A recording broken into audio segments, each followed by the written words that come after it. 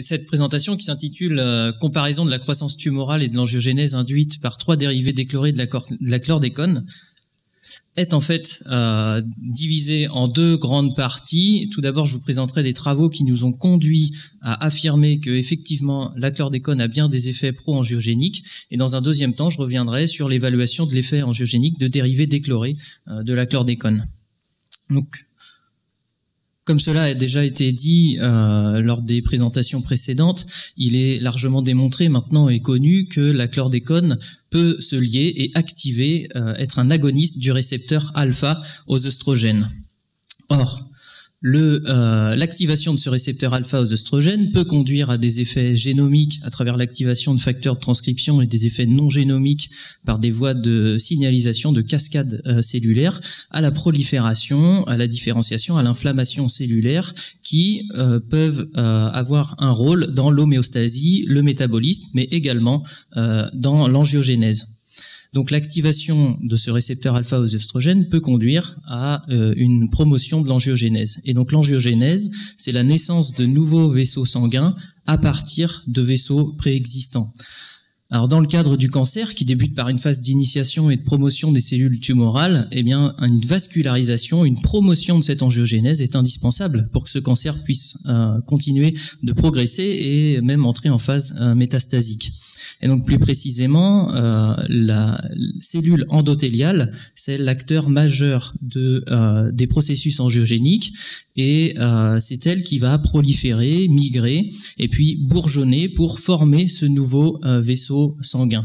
Et donc plusieurs facteurs, de nombreux mêmes facteurs ont été identifiés comme intervenants dans ce processus angiogénique. Et ici j'en cite 4 principalement, le VEGF qui est un facteur de croissance, mais également les métalloprotéinases de la matrice, ROA, et puis les espèces réactives de l'oxygène. Alors, je passe donc une stimulation du récepteur alpha aux œstrogènes, je le répète, peut conduire à une activation de ces processus angiogéniques. Donc, devant ce constat, sur lequel la chlordécone peut activer le récepteur alpha aux œstrogènes et qu'une activation du récepteur alpha aux œstrogènes peut conduire à des effets pro-angiogéniques, nous sommes posé la question si la chlordécone avait bien un effet pro-angiogénique.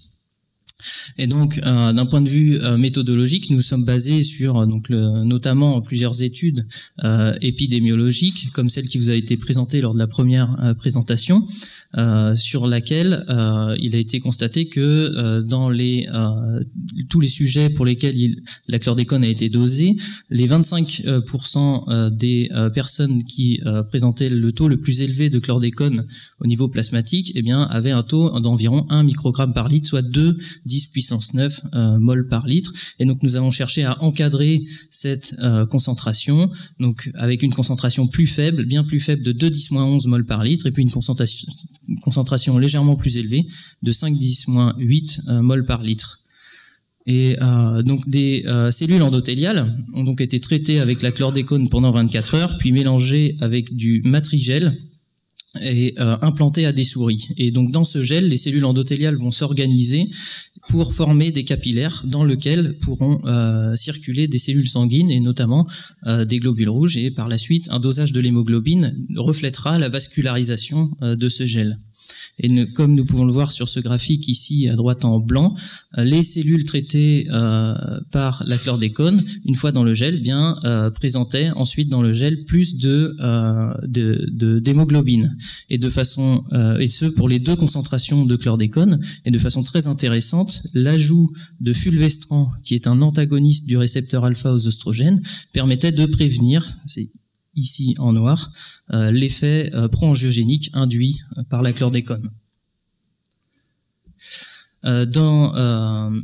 Pour confirmer et aller dans le même sens de ces résultats, des cellules endothéliales humaines primaires ont été mises en culture sur ce même gel, et une fois sur ce gel, ces cellules endothéliales peuvent s'organiser pour former des capillaires. Et donc elles ont été traitées avec de la chlordécone pendant 24 heures, et comme nous pouvons le voir ici, les cellules endothéliales traitées aux 2 concentrations de la chlordécone, eh bien, ont une capacité à former des capillaires beaucoup plus longs par rapport aux conditions contrôle. Ce qui confirme bien que la chlordécone a donc bien un effet pro-angiogénique, et notamment qui passe par le récepteur alpha aux œstrogènes puisqu'il est prévenu par le fulvestrant. Alors de façon un peu plus mécanistique, nous avons également cherché à évaluer l'activité des métalloprotéinases de la matrice nous avons observé que cette activité était augmentée dans ces cellules endothéliales traitées par la chlordécone aux 2 concentrations. Également, il y avait une augmentation de l'expression de RhoA pour ces cellules endothéliales primaires humaines, je le répète. Nous avons constaté également une augmentation de la production du monoxyde d'azote et une augmentation de l'expression du VEGF. Et toujours de façon intéressante, cette augmentation de l'expression de VEGF était prévenue par le fulvestrant, qui est l'antagoniste du récepteur alpha aux oestrogènes. Donc la chlordécone a bien un effet pro-angiogénique en activant le récepteur alpha aux oestrogènes. Et puis, au niveau cellulaire, nous avons cherché à évaluer l'impact du stress oxydant.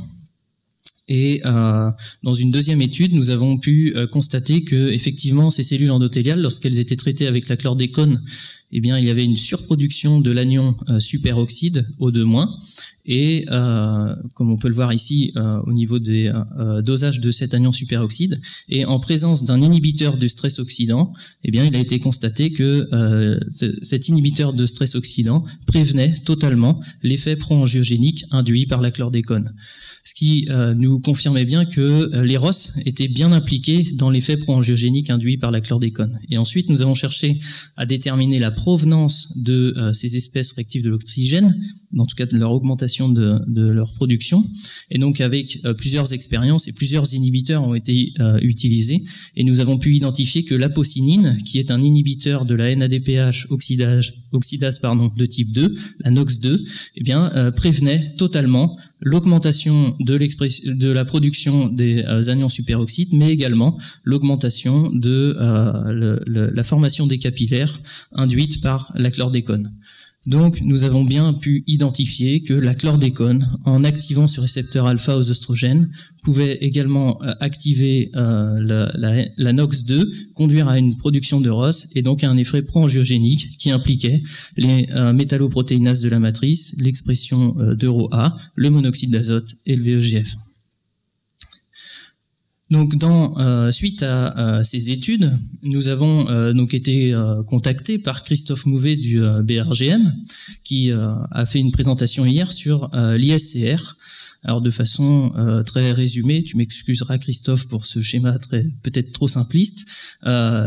Les sols sont contaminés par la chlordécone, mais lorsque l'on applique cette technique d'ISCR, on est capable de former des dérivés déchlorés de la chlordécone. Donc on est capable de dégrader la chlordécone et avec des dérivés qui étaient mono, di, tri, tétra, même penta déchlorés.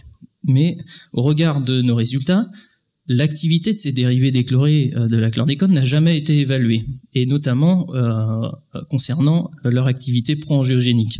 Donc ça a constitué cette deuxième partie du travail, qui était d'évaluer les propriétés pro-angiogéniques et la potentialisation de la croissance tumorale des dérivés déchlorés formés après ISCR, en comparaison bien sûr avec la chlordécone. Donc pour cela, des cellules humaines tumorales prostatiques ont été implantées en sous-cutané à des souris, et les souris ont été gavées de façon quotidienne avec de la chlordécone ou des dérivés déchlorés à 2 doses, donc 1,7 microgrammes par kilo ou 33 microgrammes par kilo, de façon à atteindre 25 microgrammes par litre, donc 5-10-8 mol par litre, ou 500 microgrammes par litre, donc 10-6 mol par litre. Et donc et à l'issue de ces 60 jours, le volume tumoral a été évalué, et comme nous pouvons le voir ici à gauche, donc les souris traitées, donc en rouge, les souris traitées par la chlordécone présentaient un volume tumoral bien supérieur, significativement supérieur au volume tumoral des souris non traitées, et ce pour les 2 doses. Et la même chose était constatée pour la faible dose avec la chlordécone monodéchlorée, mais la chlordécone tri- et tétradéchlorée n'augmentait pas significativement par rapport au contrôle la croissance tumorale. Et pour la forte dose, eh bien la chlordécone mono et tri-déchlorés présentaient une augmentation mais moindre de la croissance tumorale, et la chlordécone tétra-déchlorée ne présentait pas d'augmentation significative par rapport au contrôle. Donc nous avons pu confirmer d'une part que la chlordécone pouvait conduire à une augmentation de la croissance tumorale, et d'autre part que la déchloration de cette chlordécone, et notamment lorsqu'on enlève 3 chlores et plus, eh bien il n'y avait plus de différence significative d'augmentation de la croissance tumorale par rapport au contrôle. Donc, à l'issue de l'expérience, les tumeurs ont été prélevées, puis des coupes ont été réalisées de façon à marquer les cellules endothéliales et donc à marquer la vascularisation de ces tumeurs. Et comme nous pouvons le voir ici, les tumeurs de souris traitées avec la chlordécone étaient très très vascularisées par rapport au contrôle. C'était également le cas, il y avait une augmentation de la vascularisation significative pour les tumeurs de souris traitées avec la chlordécone -1 Cl, mais ce n'était plus le cas avec les tumeurs de souris traitées avec les chlordécones -3 Cl et -4 Cl, et ce pour les 2 doses. Donc plus on enlève des chlores finalement, et moins on a d'effets pro-angiogéniques. Enfin, à l'issue toujours de cette expérience, nous avons prélevé du sang chez ces souris et nous avons réalisé des dosages plasmatiques. Et donc comme nous pouvons le voir ici, donc j'ai mis les deux valeurs en microgrammes par litre ou en mol par litre pour que ça puisse parler à tout le monde. Comme nous pouvons le voir ici, les souris traitées avec 1,7 microgrammes par kilo présentaient une concentration plasmatique d'environ 26 microgrammes par litre, qui était la concentration cible que nous souhaitions. Et puis les souris traitées avec une dose de 33 microgrammes par kilo présentaient donc une concentration plasmatique d'environ 200 microgrammes par litre. Mais de façon très intéressante, ce que nous avons pu constater, c'est que pour une même dose, eh bien les concentrations plasmatiques en dérivés déchlorés diminuaient jusqu'à même arriver en dessous de la limite de détection pour la chlordécone -4 Cl à faible dose. Et enfin, nous avons donc toujours sur cellules humaines primaires réalisé un test d'angiogénèse, et donc nous avons pu voir que effectivement les cellules endothéliales humaines étaient capables de former des capillaires moins longs avec les dérivés tri et tétradéchlorés, et ce pour plusieurs concentrations par rapport à la chlordécone ou à la chlordécone -1 Cl. Donc en conclusion, la chlordécone, elle est capable d'activer le récepteur alpha aux oestrogènes, ce qui va conduire à une production de ROS issue de NOX2, mais également à des facteurs pro-angiogéniques, donc à une angiogénèse qui participe à la croissance tumorale.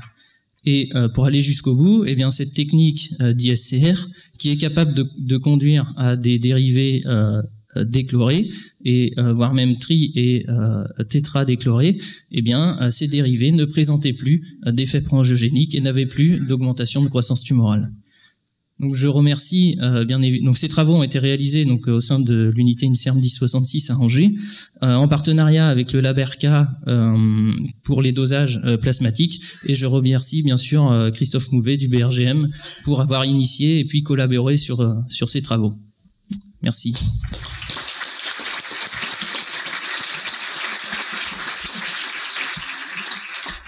Merci beaucoup pour cette dernière présentation avant la pause. On aura le temps pour 1 ou 2 questions maximum.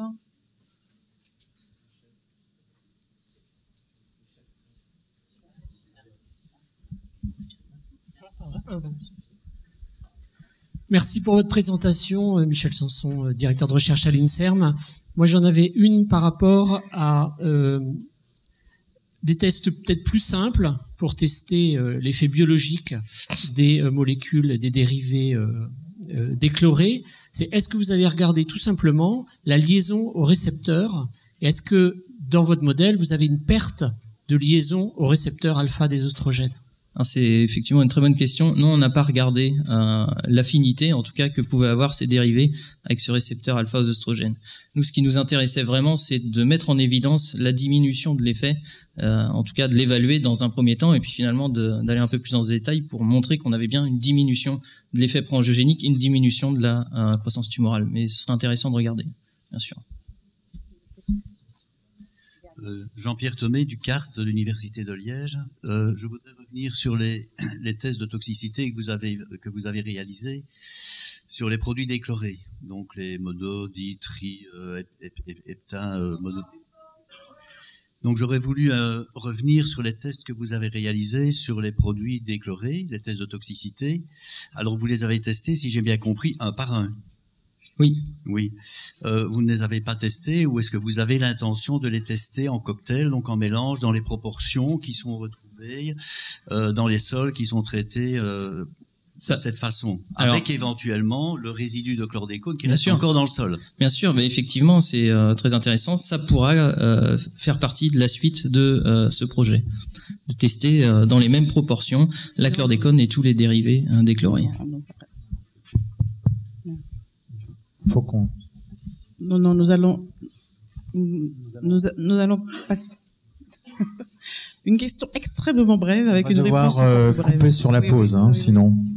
Oui, le procédé ISR implique l'utilisation de nanoparticules de fer, me semble-t-il.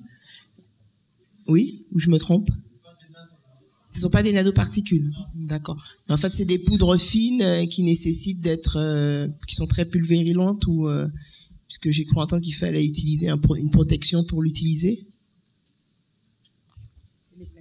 Alors, est-ce qu'on a des idées de la toxicité ou enfin? Vous voulez dire, est-ce que ce serait intéressant aussi d'évaluer la toxicité des particules de fer qui résideraient dans le sol?